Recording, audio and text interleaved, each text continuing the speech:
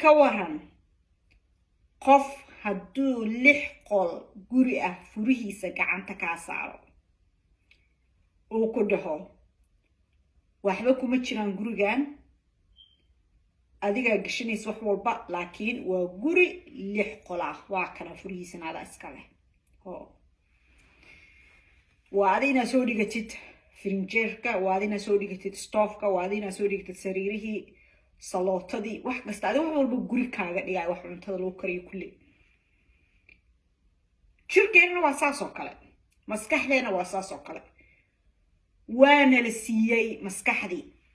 iyo jirkii iyo caafimaadkii wixii dhan marka adeeg ku jirta waxa sida u isticmaashid waxa ku suubisid dad badan baa waxay dhahaan hadduu ilaahay ii qoro waan helayaa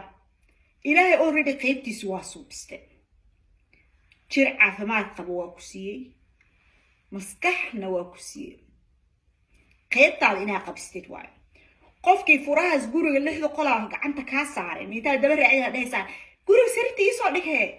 adi sirta ay keenaysan sugaya aan sirna soo dhiganay adi inta kursi ay keenaysan sugaya kursi ma soo dhiganay adi inta frinjeer ay keenaysan sugaya frinjeer ma soo dhiganay ma ku dhahaysa soo ma dhahaysid waa maanta guriga aw guriyaasiisa bis waa ana wixii la soo dhiganayo waa inaad soo aragtid noloshaada waa lugsi wax walba u baahan tahay korkii ahaan waa lagu siiyey wixii gudaha dhan adaa soo dhiganaysid noloshaas aqli waa lagu siiyey caafimaad waa lagu siiyey adduun oo dadka soo horeeyeen oo ku diyaariyeen wax walbana waa lagu siiyey marka wixii aad rabtid adiga aan nolosha ka rabtid adiga sidaa rabtid ka dhigan kartid markuu ani wallahi qof markuu dhaho may wuxuu ilaahay qoray waay wuxuu saa ilaahay like qalad weyn baa galaysaa sababtoo ah ilaahay already aqli wuu ku siiyay ku gaartid go'aamo ku suubisad go'aamo dantaada ku jirto waxaa arkaysaa dad kaleeto maxaa la dhahaa kaleeto saaranayo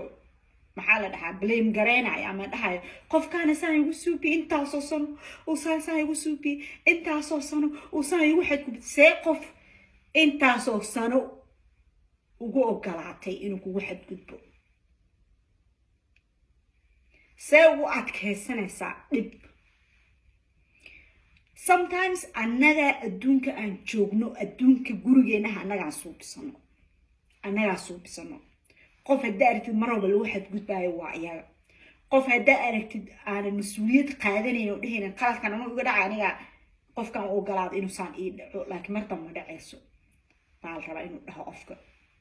waa inaa mas-uuliyad qaadatid dadka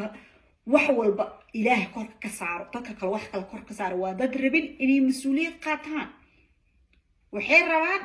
rafaadkii nolosha ka helaan inay ilaahay mas-uul kaga dhigaan dadka kaleeto waxa ka soo gaaro dad kale rabaa inay mas-uul ka dhigaan adduunkan kulligeen waa ku wada noolnahay waana fahansanahay kulligeen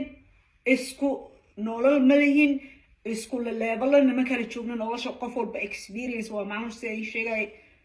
qof walba wax gaar u jeedaa laakiin qof walbana waxaas gaar ku u jeedo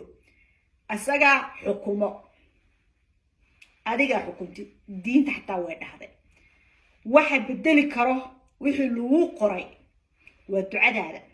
ducada maxaa ma taqaanaa dadaalka aad dadaalis waa duco aniga shaqada aan shaqeeyo waxaan dhahaa waa prayer qofka markuu si daacada u shaqeysto oo maxaa la dhahaa kaleeto uu geliyo waqti uu hamigiisa geliyo waa duco adinkoo badanaa qalad waxaa ka fahansantihiin waxaan la dhaho meditationka oo intii la fadhiisto maskaxdaada dib loogu noqonayo la aamusinayo maskaxda